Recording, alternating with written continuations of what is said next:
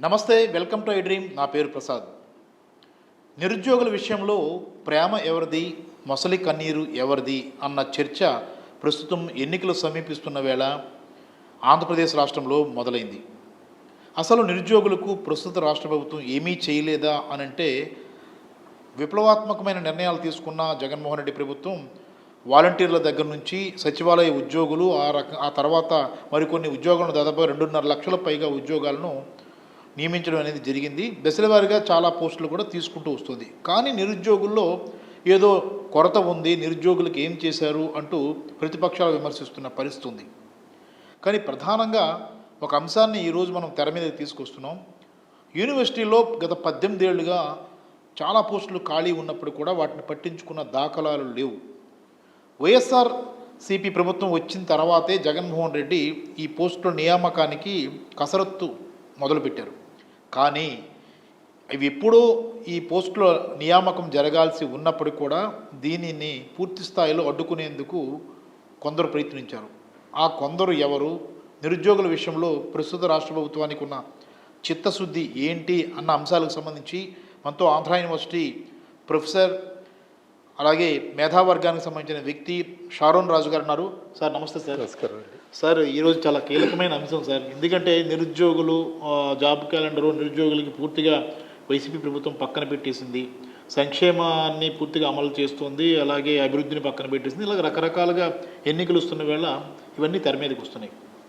కానీ మనం అంటే యూనివర్సిటీల వరకు మనం చూసుకుంటే సార్, మన రాష్ట్రంలో ఉన్న యూనివర్సిటీలు, ప్రభుత్వ యూనివర్సిటీలకు సంబంధించి ఈ యూనివర్సిటీలకు ఉద్యోగాల నియామకాల విషయంలో ఏపీ ప్రభుత్వం నిజంగా చిత్తశుద్ధితో వ్యవహరిస్తుందని అనుకుంటారా మీరు? వాస్తవానికి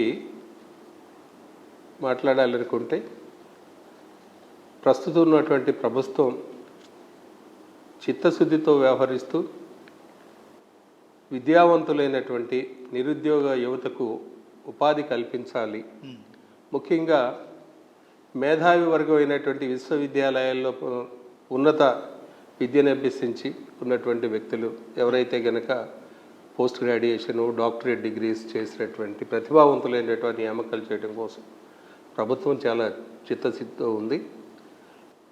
దానికి తార్కాణమే నిదర్శనంగా ఇటీవల రిలీజ్ చేసినటువంటి 3243 పోస్టుల్ని వారు నియామకాలకి వేయటం కోసం అని చెప్పేసి ఏపీపీఎస్సీ ద్వారా వారు విశ్వవిద్యాలయాలకి వారు నోటిఫికేషన్స్ కూడా జారీ చేయటం, ఆంధ్రప్రదేశ్ హైయర్ ఎడ్యుకేషన్ కౌన్సిల్ ద్వారా అటు అంశాలను అసిస్టెంట్ ప్రొఫెసర్స్ వరకు టెస్ట్ కొనసాగించటం, ఆ టెస్ట్ ద్వారా వారి నియామకాలు, మిగిలినటువంటి వారిని అసోసియేటు, రీడర్ పోస్టులు, అదే ప్రొఫెసర్స్ వాటినేమో విశ్వవిద్యాలయాల్లోనే ఒక కమిటీ ద్వారా, రిక్రూట్మెంట్ కమిటీ ఏదైతే ఉంటుందో వైస్ ఛాన్సలర్ చైర్మన్గా వ్యవహరిస్తూ అదంతా కూడా పారదర్శకంగా చేయాలనే వారు ఎంత పారదర్శకంగా ఉన్నారంటే, గౌరవ ముఖ్యమంత్రి శ్రీ వైఎస్ జగన్మోహన్ రెడ్డి గారు వైస్ ఛాన్సలర్స్ సమావేశంలో మాట్లాడుతూ విశ్వవిద్యాలయాలు అనేవి రాష్ట్ర అభివృద్ధే కాదు, దేశ అభివృద్ధికి ప్రపంచ స్థాయిలో ఉండేటువంటి మేధావులను తయారు చేసేటువంటి కేంద్రాలుగా ఉండాలి. మీ ఎంపిక విధానంలో పారదర్శకత, ప్రతిభకు ప్రాధాన్యత ఇస్తూ చేయాలి. మీ అందరికి కూడా ఒక విషయాన్ని నేను చాలా స్పష్టంగా చెప్తున్నాను, ఇన్క్లూడింగ్ నా సిఎంఓ ఆఫీస్ నుంచి కూడా, చీఫ్ మినిస్టర్స్ ఆఫీస్ నుంచి కూడా ఒక్క ఫోన్ కానీ ఒక్క రికమెండేషన్ కానీ మీ విశ్వవిద్యాలయ వైస్ ఛాన్సలర్స్కి రాదు అనేటువంటి విషయాన్ని కూడా చాలా స్పష్టంగా చెప్పారు సార్. ఇంకోటి మీరు చాలా మంచి విషయం చెప్పారు. అంటే యాక్చువల్గా అలాగే జరగాలి సార్. ఇందులో రాజకీయాల్లో చూపిస్తే అసలైన ప్రతిభావంతులకు అవకాశం. కానీ ఈ 5 ఏళ్లలో తొలినాళ్ళలోనే, ప్రభుత్వం వచ్చిన కొత్త నాళ్ళలోనే, కొత్త రోజు అంటే స్టార్టింగ్ డేస్లోనే ఈ నియామకాలు జరుగుతాయి అని ఆశించిన వారందరికీ కూడా ఇంత ఆలస్యం అయింది సార్. అంటే సుమారుగా ఇప్పటికైనా నోటిఫికేషన్ వచ్చింది, చాలా సంతోషం. కానీ ఇంత జాప్యానికి అసలు కారణం ఎవరు సార్? అంటే దాని కారణాలు ఏమని చెప్తారు? వాస్తవ విషయాలను కనుక మనం చూసినట్లయితే గత ప్రభుత్వం కూడా వారి యొక్క విశ్వవిద్యాలయాల్లో ఉన్నటువంటి పోస్టుల నియామకాలకు సంబంధించి వారు కూడా రిలీజ్ చేయటం జరిగింది నోటిఫికేషన్స్. అవి లోకభూయిష్టంగా ఉన్నటువంటి అంశాలతో కూడినటువంటి అంశంగా అందరూ కూడా విద్యావంతులైనటువంటి నిరుద్యోగ యువతులందరూ కూడా అబ్జెక్షన్ రైజ్ చేశారు. దాంతోపాటు దానిలో ఉన్నటువంటి చాలా కీలకమైనటువంటి అంశాలు చూసినట్లయితే డిపార్ట్మెంట్ని యాజ్ ఎ యూనిట్గా తీసుకోవాలి. సుప్రీంకోర్టు జడ్జిమెంట్స్కి అనుకూలంగా వారు ఏదైతే ఇచ్చారో సూచనలు విశ్వవిద్యాలయ నియామకాలకి అది పాటించలేదు. అదే కాకుండా యూనివర్సిటీ గ్రాంట్స్ కమిషన్ ఏదైతే ఉందో ఆ నియామకాల్లో ఏ విధంగా చేపట్టే 1:2:4 అనేటువంటి రేషియోని ఫాలో అవ్వకుండా రేషనలైజేషన్ విధానం అనేది వారు కొత్తది తెర మీదకి తీసుకొచ్చి నిరుద్యోగ యువతని మభ్యపెట్టడానికి, కాలయాపన చేయటానికి, వారికి నిజంగా రిక్రూట్మెంట్ చేయాలి అనేటువంటి చిత్తశుద్ధి అయితే లేదండి. దానిలో చాలా స్పష్టంగా కనిపిస్తుంది గత ప్రభుత్వం. అంటే నేను గత ప్రభుత్వం కోసం చెప్పారు సార్. అసలైంది ఈ ప్రభుత్వం వచ్చిన తర్వాత మీరు ఇప్పుడు ప్రకటించిన 3,243 పోస్టులని చెప్పారు. కానీ మనం వెంటనే జరగాల్సిన పోస్టుల జాప్యానికి ఇప్పుడు మనం వాటిని ఫుల్ఫిల్ చేస్తున్నాం. త్వరలో ఇంటర్వ్యూస్ ఉన్నాయని చెప్తున్నారు. కానీ ఇన్నేళ్ల పాటు జాప్యం చేయడానికి ఏంటి, కోర్టు కేసులు కారణమా, లేదా దీని వెనక కోర్టు కేసుల వెనుక ఎవరున్నారు, ఇదంతా ప్లాన్డ్గా జరిగిందా అన్న అనుమానాలు అయితే ఉన్నాయి. నిజమే అంటారు సార్? ఈ కుట్ర వెనుక ప్రసిద్ధిగాంచినటువంటి మేధావులు అనుకునేటువంటి అనబడినటువంటి వ్యక్తులు గతంలో ఉన్నత పదవులు వైస్ ఛాన్సలర్లుగా, హైయర్ ఎడ్యుకేషన్లో సెక్రటరీలుగా చేసినటువంటి వ్యక్తులు కూడా వారి ప్రమేయం కూడా ఉంది. ఓకే. కొందరు స్వార్థపర రాజకీయాల కోసం ఈ ప్రభుత్వంలో విశ్వవిద్యాలయాల్లో నియామకాలు జరిగితే ఈ ప్రభుత్వానికి పేరు ప్రఖ్యాతులు ఎక్కడొస్తాయి అనే ఉద్దేశంతో సుమారుగా 50 కేసుల్ని అడ్డుకొనటానికి హైకోర్టులో హానరబుల్ హైకోర్టులో వేసినటువంటి కేసుల్ని వైఎస్ జగన్మోహన్ రెడ్డి గారి ప్రభుత్వం చాలా చిత్తశుద్ధితోటి విద్యావంతులైనటువంటి మేధావులైనటువంటి యువతకి ఉపాధి కల్పించకపోతే ఈ రాష్ట్రం కాదు దేశం నష్టపోతూ ఉంది అనేటువంటి మంచి ఆలోచనతో వారు గౌరవ న్యాయస్థానాల్లో ఏ అయితే అంశాలు ఉన్నాయో వాటిని అన్నిటిని కూడా వెంటనే పరిష్కరించడానికి ప్రభుత్వం ద్వారా అప్పీల్ చేసినటువంటి సంఘటనలే ఉదాహరణ. ఓకే. అంటే కౌంటర్ పిటిషన్స్ ప్రభుత్వం నుంచి వేసి ఈ 50 కేసుల విషయంలో ఈ 50 కేసులను కూడా పరిశీలించిన తనంతరం కూడా మరలా ఒక వర్గం కుట్రపూరితంగా కేసులు వేసేసి అడ్డుకోవాలనేటువంటి ఆలోచన ఉంది. లేకపోతే ఈ పాటికే ఇంటర్వ్యూ ప్రక్రియ జరిగేటువంటిది ప్రభుత్వ ఎన్నికలకు ముందే అందరికీ కూడా నియామక పత్రాలు అందేటువంటి పరిస్థితి కొనసాగేది ఈ రాష్ట్రం. Right sir. సార్ అంటే మీరు చెప్పారు కదా సార్, పోస్టులు నియామకాలు ఇప్పుడు ఆంధ్ర యూనివర్సిటీ వరకు మనం చూసుకుంటే ఎన్ని పోస్టులు వస్తున్నాయి, అలాగే రాష్ట్ర వ్యాప్తంగా చూసుకుంటే ఎన్ని పోస్టులు వచ్చే అవకాశం ఉంది, ఎవరెవరికి ఎన్ని పోస్టులు అంటే ప్రొఫెసర్లు అంటున్నారు, అసిస్టెంట్ ప్రొఫెసర్లు, అలాగే మిగిలిన వాళ్ళకి సంబంధించి ఎన్ని మొత్తం వివరాలు ఏమైనా చెప్తారు సార్? రాష్ట్ర వ్యాప్తంగా ఉన్నటువంటి పోస్టులు కనుక మనం చూసినట్లయితే అన్ని విశ్వవిద్యాలయాల్లో కలిపి 3,243 పోస్టులు. దానిలో కేటగిరీస్గా professors, associate professors, assistant professors అనేది వారు అడ్వర్టైజ్మెంట్ ద్వారా తెలియజేశారు సార్. అలాగే ఆంధ్ర యూనివర్సిటీ కనుక తీసుకున్నట్లయితే మొత్తం ప్రొఫెసర్సు 85 మంది, అసోసియేట్ ప్రొఫెసర్సు 130 పోస్టు, అసిస్టెంట్ ప్రొఫెసర్స్ని 294గా వారు కేటాయింపు చేయటం అనేది జరిగింది. రైట్. అంటే సార్ ఇప్పుడు యూనివర్సిటీల ప్రగతి అలాగే యూనివర్సిటీల అభివృద్ధి కోసం నాకు అందుతున్న సమాచారం ఏంటంటే ఒకానొక సమావేశంలో గవర్నర్ గారే స్పందించారు, ముఖ్యమంత్రి చాలా ఈ విషయంలో కీన్ అబ్జర్వేషన్తో ఉన్నారు, చాలా ఆనందించాల్సిన విషయం అన్నట్లుగా సమాచారం ఉంది. ఎంతవరకు నిజం సార్ అది? ఇది చాలా హర్షించదగినటువంటి విషయం.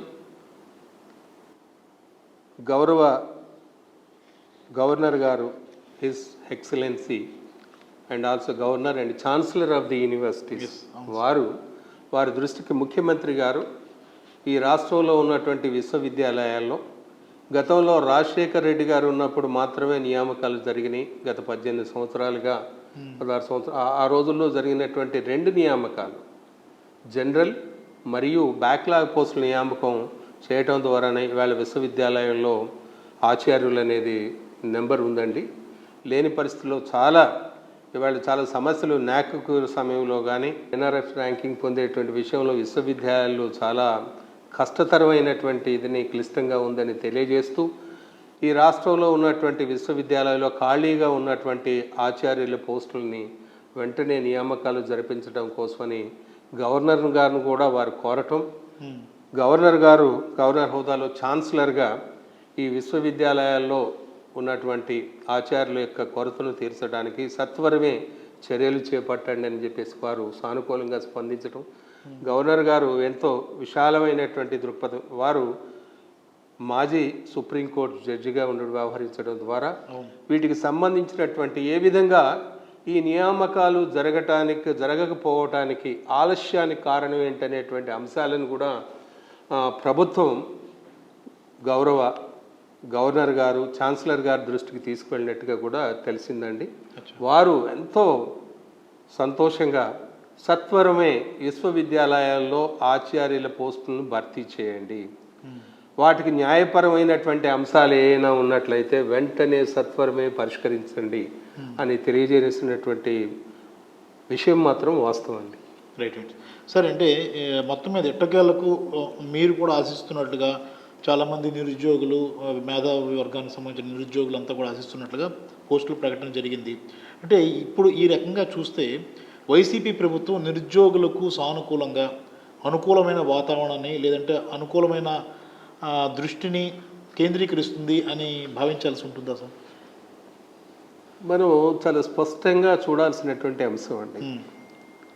గత ప్రభుత్వాన్ని తీసుకున్నట్లయితే గత ప్రభుత్వం అధికారంలో ఉన్నటువంటి సమయంలో 2014 నుంచి 2019 కాలంలో కేవలం 34,108 ఉద్యోగ నియామకాలు మాత్రమే చేపట్టడం జరిగింది. మొత్తం వారి 5 సంవత్సరాల కాలపరిమితిలో అధికార కాలపరిమితిలో రాష్ట్ర ప్రభుత్వం చేపట్టినటువంటి ఉద్యోగ నియామకాల సంఖ్య 34,108 మాత్రమే.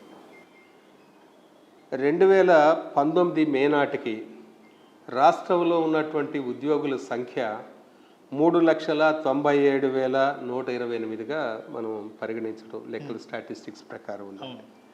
ఇవాళ మనం ఈ ప్రభుత్వం శ్రీ వైఎస్ జగన్మోహన్ రెడ్డి గారు ముఖ్యమంత్రిగా బాధ్యతలు చేపట్టిన తర్వాత ఈ రాష్ట్రంలో ప్రభుత్వం చేపట్టినటువంటి రిక్రూట్మెంట్ కారణంగా ఏర్పడినటువంటి మొత్తం ఉద్యోగుల సంఖ్య కనుక తీసుకున్నట్లయితే నిరుద్యోగ యువతకి ఉపాధి కల్పించాలి, నిరుద్యోగ విద్యావంతులైన యువకుల యొక్క శక్తి సామర్థ్యాలను రాష్ట్ర ఆర్థిక ప్రగతి ఉత్పత్తిలో భాగస్వామ్యం చేయాలి, తద్వారా రాష్ట్రంలోనూ కేంద్రంలోనూ ప్రగతి పదంలో ఉండాలి అనేటువంటి ఆర్థిక స్వావలంబనం పొందేటువంటి దిశలో ఆలోచించినటువంటి గౌరవ ముఖ్యమంత్రి గారు చేపట్టినటువంటి ఉద్యోగ నియామకాలు మొత్తం 6,16,323 సార్. ఓకే. వాటిలో పర్మనెంట్ జాబ్స్ 2,06,638 సార్. వాటిలో ఉన్నటువంటి 6,16,323లో పర్మనెంట్ ఉద్యోగాలు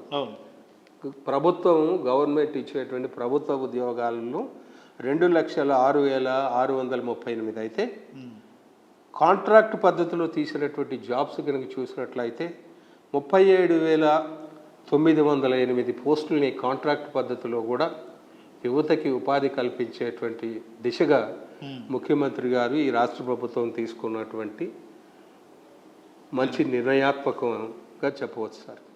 అదేవిధంగా అవుట్సోర్సింగ్ ద్వారా అదర్ జాబ్స్ని కొన్నిటిని మనం 3,71,777 ఉద్యోగాలను కూడా అవుట్సోర్సింగ్ ద్వారా ఈ జాబ్స్ను కూడా తీయటం అనేది జరిగింది.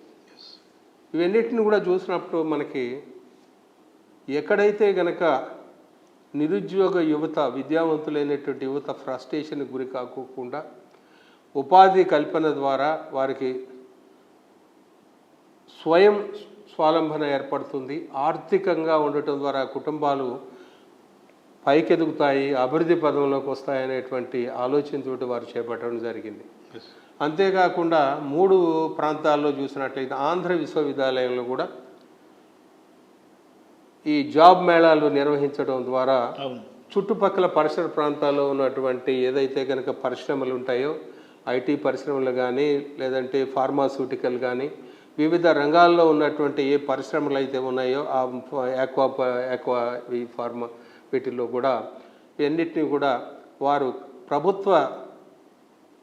ప్రభుత్వంలో ఉన్నటువంటి వివిధ వింగుల వారు యూనివర్సిటీ మేమంతా కూడా యూనివర్సిటీలో ఉన్నటువంటి ప్రొఫెసర్స్ అని అందరి సహకారంతో జాబ్ మేళాని ఏర్పాటు చేసి ఎవరైతే కనుక అర్హులైనటువంటి 10th క్లాస్ దగ్గర నుంచి సెక్యూరిటీ ఫోర్సెస్ వరకు ఏదైతే కనుక పాలిటెక్నిక్, ఐఐటి చదివిన వాళ్ళు, ఇంజనీరింగ్ పెద్ద మొత్తంలో ప్యాకేజీ వచ్చేటువంటి ఐటీ కంపెనీలో వచ్చే వరకు కూడా నియామకాలు చేశాం. అలాగే ఆంధ్ర యూనివర్సిటీలోను, శ్రీ వెంకటేశ్వర విశ్వవిద్యాలయంలో ప్రాంగణంలోను, నాగార్జున యూనివర్సిటీ ప్రాంగణంలో కూడా చేయటం జరిగింది.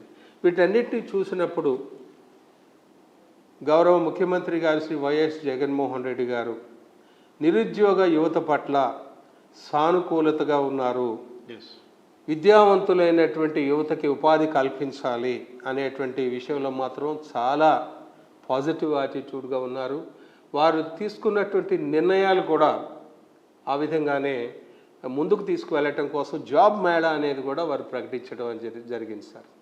వారికి ఉన్నటువంటి ఆలోచనలో గత ప్రభుత్వంలో కొన్ని ఏదైతే కనుక కొన్ని అడ్వర్టైజ్మెంట్లు ఇచ్చారు, నియామకాలు జరపలేదు కాబట్టి వాటిని క్యాన్సిల్ చేయాలా, అలాంటి యువత మళ్ళీ నష్టపోవాలి, వారి యొక్క కెరీర్ని అనేది కూడా ఆలోచించుకోకుండా 25 ఏళ్ళుగా పెండింగ్లో ఉన్నటువంటి 1998 డిఎస్సి నియామకంలో ఉన్నటువంటి అభ్యర్థులు ఎవరైతే ఉన్నారో వారికి సుమారుగా 4092 మంది అభ్యర్థులకు కూడా వారికి నియామక పత్రాలను అందజేయటం జరిగింది.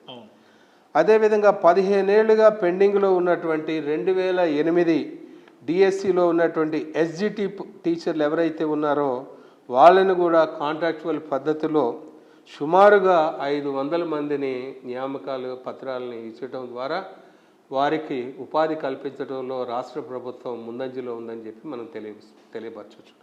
అదేవిధంగా మండల్ స్కూల్లో ఏపీ మోడల్ స్కూల్లో ఉన్న కాంట్రాక్ట్ టీచర్స్ని కూడా సుమారు 300 మంది టీచర్స్ కూడా నియామక పత్రాలు ఈ రాష్ట్ర ప్రభుత్వం అందజేసిందనేటువంటి విషయాన్ని సగర్వంగా మనం చెప్పుకోవచ్చు అండి. అంటే ఈ రాష్ట్ర ప్రభుత్వం నిజమైనటువంటి స్వచ్ఛతతోటి, పారదర్శకతతోటి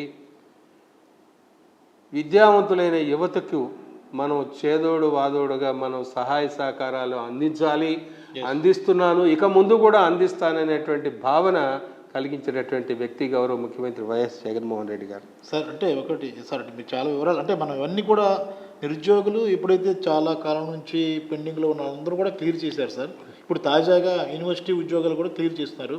ఇది ఒక శుభపరిణామంగానే మనం భావించాల్సి ఉంటుంది. మంచి సమాచారం మీరు ఇచ్చారు. Thank you very much sir. గత ప్రభుత్వంలో ఏవైతే కనుక గ్రూప్ 1, గ్రూప్ 2 ప్రభుత్వాలకి గ్రూప్ 2 యొక్క ఏపీపీఎస్సీ ద్వారా నియామకాలు చేపట్టడానికి ఇచ్చిన అడ్వర్టైజ్మెంట్లో కొంతవరకు కొనసాగి వాటిని కూడా వారికి కూడా వెంటనే ప్రాసెస్ ఏదైతే ఉంటుందో ఆ ప్రాసెస్ని కొనసాగించి గ్రూప్ 1 ఆర్ గ్రూప్ 2 వీటికి ఇంటర్వ్యూస్కి వెళ్ళిన వారికి కూడా ఉద్యోగ నియామకాలను అందించినటువంటి ఘనత కూడా గౌరవ ముఖ్యమంత్రి గారికి దక్కుతుందని మనం స్పష్టంగా చెప్పచ్చు. అంటే ఆ ప్రభుత్వం పెట్టింది, ఆ ప్రభుత్వంలో మధ్యలో ఆగిపోయింది కాబట్టి దాని నిర్లక్ష్య వైఖరి ధోరణిగా వ్యవహరించకుండా బాధ్యతాయుతమైనటువంటి ప్రభుత్వంగా, పారదర్శకమైనటువంటి ప్రజాప్రభుత్వంగా నిరుద్యోగ యువతని ఆదుకునేటువంటి ఎన్నుల్లో శ్రీ వైఎస్ జగన్మోహన్ రెడ్డి గారు బాధ్యతాయుతంగా వ్యవహరించారని మాత్రం చాలా చెప్పుకోవచ్చండి. అంతేకాకుండా ఇప్పుడు కొత్తగా వీరు ఇచ్చినటువంటి ఏపీపీఎస్సీ ద్వారా ఇచ్చిన నోటిఫికేషన్స్ ఆల్రెడీ గ్రూప్ 2 ఎగ్జామినేషన్ జరిగింది. గ్రూప్ 1 కూడా షెడ్యూల్స్ ఇచ్చేశారు. ప్రతి ఉద్యోగ నియామకాలను కూడా చిత్తశుద్ధితోటి పారదర్శకంగా చేసేటువంటి ఈ యొక్క యువతకి ఉద్యోగ బాధ్యతను ఇది ఒక బాధ్యతగా స్వీకరించినటువంటి ముఖ్యమంత్రిగా మనం తెలుసుకోవచ్చండి. రాష్ట్రంలోనే కాకుండా దేశంలోనే పేరెన్నికనేటువంటి విధంగా సచివాలయ వాలంటీర్ వ్యవస్థ అనే దాన్ని ఒకటి రూపొందించారు. సుమారుగా 1,40,000 మందిని నియమించటం ద్వారా ఇవాళ రాష్ట్రంలో ఉన్నటువంటి ప్రజానీకానికి సేవలు అందించడానికి ఒక ప్రజాసేవకుల్ని ఉద్యోగ బాధ్యతలకు అప్పగించి వారిని కూడా ఏపీపీఎస్సీ ద్వారా టెస్ట్ కండక్ట్ చేయటం పారదర్శకం, ఎక్కడ ఏ రకమైనటువంటి అవినీతికి తావు లేకోకుండా ఆ నియామకాలను చేపట్టడం అనేది కూడా ఈ రాష్ట్రంలో ఉన్నటువంటి నిరుద్యోగ యువతకు ఎంతో మేలు కలిగించిందనేటువంటి విషయాన్ని కూడా మనం చాలా చెప్పుకోవాల్సినటువంటి అవసరం ఉంటుంది. ఈవేళ మేము ఒక ఉపాధ్యాయుడిగా షెడ్యూల్ కాస్ట్కు చెందినటువంటి దళిత వర్గానికి చెందినటువంటి సామాజిక వర్గం చెందిన ఒక ఆచార్యుడిగా నేను వీటన్నిటిని కూడా మేము క్లుప్తంగా సమాజంలో ఉన్నటువంటి నేను ఏ పేద వర్గానికి అయితే చెందానో ఈ పేద వర్గంలో ఉన్నటువంటి విద్యావంతులైనటువంటి యువత సరైన సమయంలో సరైన ఆదరణ లేక వారికి ఉద్యోగాలు దొరకకపోతే ఫ్రస్ట్రేషన్ తోటి వారికి ఉన్నటువంటి విలువైనటువంటి ప్రతిభ కూడా సన్నగిలుతుందనేటువంటి భావనతోటి మాకెంతో ఆవేదనతో ఉండేవాళ్ళం. కానీ ప్రస్తుతం ఉన్నటువంటి రాష్ట్ర ప్రభుత్వం తీసుకునేటువంటి నిర్ణయాత్మకమైనటువంటి ప్రజా ప్రయోజనం అయినటువంటి ముఖ్యంగా నిరుద్యోగ యువతను ఆదుకుని వారికి భరోసా ఇచ్చి స్ఫూర్తినిచ్చి రానున్నటువంటి రోజుల్లో వారి బంగారు భవిష్యత్తుకు రూపకల్పన చేసినటువంటి గౌరవ ముఖ్యమంత్రి గారికి మనస్ఫూర్తిగా వారికి ధన్యవాదాలు తెలియజేస్తూ ఉన్నాను. Thank you very much sir. Thank you. చూసాం కదా, మొత్తం మీద ఆంధ్ర యూనివర్సిటీ పోస్టులే కాదు చాలా ఉద్యోగ నియామకాల వెనుక భారీ కుట్ర అయితే జరుగుతుంది ఆంధ్రప్రదేశ్లో అనేది తేటతెల్లమవుతుంది. ఒక ప్రొఫెసర్గా షరోన్ రాజు గారు చెప్పిన మాటలు మనం చూసినప్పుడు మనమే ఆశ్చర్యపోవాల్సి వస్తుంది. అంటే రాష్ట్రంలో ఏ ఒక్క మంచి పని జరిగినా దాని వెనక రకరకాల రూపాల్లో కుట్రలు జరుగుతున్నాయి. ప్రతిపక్షాలు కానీ తెలుగుదేశం పార్టీకి సంబంధించిన వ్యక్తులు రకరకాల రూపాల్లో అటు న్యాయస్థానాల్లో గౌరవ న్యాయస్థానాల్లో కేసులు వేయడం, ఏదో ఒక సాకును చెప్పడం, దాన్ని అడ్డుకోవాలని ప్రయత్నించడం అనేది జరిగింది. వీటన్నింటినీ అధిగమిస్తూ ఎట్టకేలకు ఆంధ్ర యూనివర్సిటీతో సహా మొత్తం రాష్ట్రంలో ఉన్న యూనివర్సిటీలకు సంబంధించి 3,243 పోస్టులు వివిధ రకాల పోస్టులు నియామకాలు జరుగుతున్నాయి. మరోవైపు డిఎస్సి జరుగుతుంది. మొత్తం మీద నిరుద్యోగుల విషయంలో ఆంధ్రప్రదేశ్ ప్రభుత్వానికి ముఖ్యమంత్రి వైఎస్ జగన్మోహన్ రెడ్డికి సానుకూల దృక్పథం ఉంది. ఈ నిరుద్యోగుల సంఖ్య తగ్గించాలి, ఉపాధి అవకాశాలను పెంచాలన్న లక్ష్యంగా ఆయన నిశ్చితంగా దృష్టి పెట్టినట్లయితే మనకి అర్థమైపోతుంది. కెమెరామెన్ మూర్తితో ప్రసాద్, ఐడ్రీ మీడియా, విశాఖపట్నం.